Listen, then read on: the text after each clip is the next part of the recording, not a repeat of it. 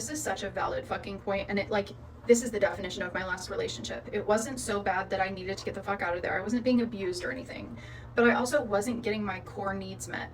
And when I was in the relationship, I didn't realize he was avoidant, and I did not see a breakup on the horizon. So I had no idea that anything was going wrong. I felt completely safe and secure. I thought that he felt happy to be there. Like, I felt like everything was fine.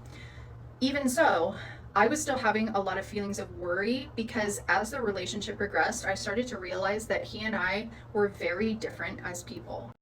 And I started to wonder if maybe this is not the person that's meant for me, and maybe there's someone else out there that would be more compatible with me. But I tried to, like, push those thoughts aside because I was kind of anxious, and I was thinking, no, I'm so lucky to be with someone who's so nice and so sweet and so kind. So I should really just be grateful for what I have and stop trying to want everything in one person.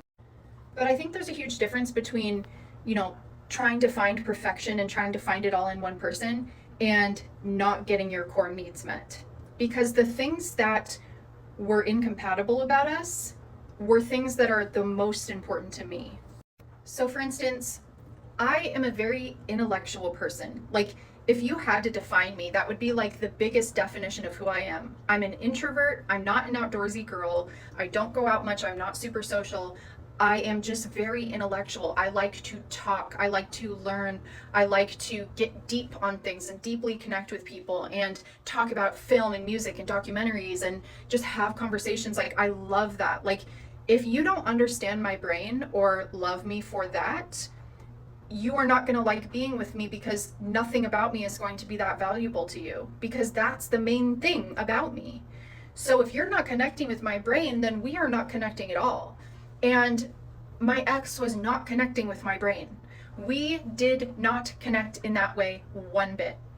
We didn't, like, we could sometimes talk about music because we were both musicians. So we had that.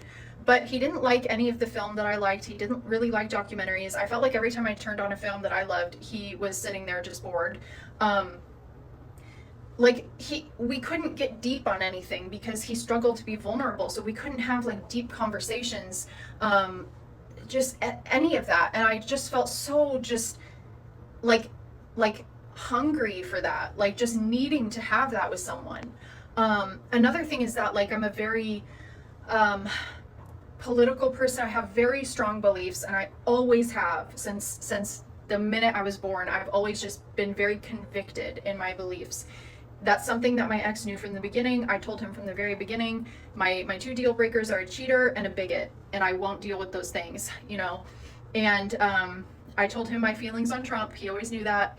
And it's not like he was like a Trump supporter or anything, but he was just, like, indifferent to politics in general. Like, he just didn't involve himself in that.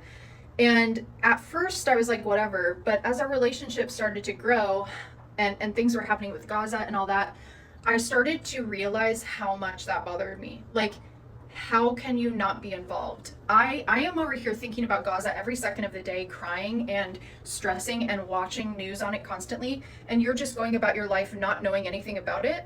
Like, it made me feel so isolated and separated from him, because this huge thing that is so important to me is not important to you. And how can it not be? Like, that just made me feel like there's no way that, this is too important for us to not be connected on this, right? Another thing was, like, humor. Like, I felt like he didn't understand my humor. I remember one day, it was like towards the end of our relationship, and I was watching that show Pen 15. If you guys have seen that, it's one of the best shows ever. But there was this scene that, like, before my ex, he was coming over that night, and right before he came over, I was watching that scene and just fucking hysterically laughing. And he came over, and I remember saying to him, like, I really want to show you this scene. It's so funny. And I turned it on, and he was just like a brick wall. He didn't laugh, like, and he wasn't trying to be mean. He just genuinely was not there, was not emoting at all. And I felt so embarrassed, and I was just like, we don't really get each other, you know? I felt like there was a level of, he didn't really understand me, and maybe I didn't understand him either. I wanted to, but he didn't really open up. And so there was just this huge part of me that was just feeling so misunderstood, just so unseen. And I'm a Cancer, like I've said before. I'm a very sensitive girl. I'm a very emotional person. I need to be seen in a relationship. I need to be talked to. I need attention. You know, like those things are very important to me. And there were so many good things about my ex that I absolutely adored, but the things that were most important to me were missing. And I wish that I had trusted myself to say, it is okay to leave when you're not getting your needs met, even if the relationship isn't terrible, you know?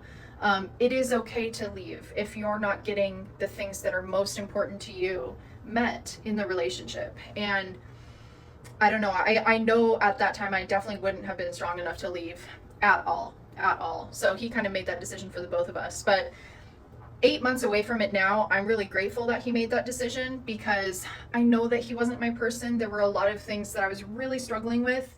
And although it made me really sad and it hurt my ego, at this point, I do know that it was for the best, you know? And I hope that he at some point like heals and finds someone that's more suited for him, you know? And I hope the same for myself. So anyway, I know this video is kind of long, but I just think it's an important thing to think about. You know what I mean? Like, we deserve to have everything that we want in a relationship.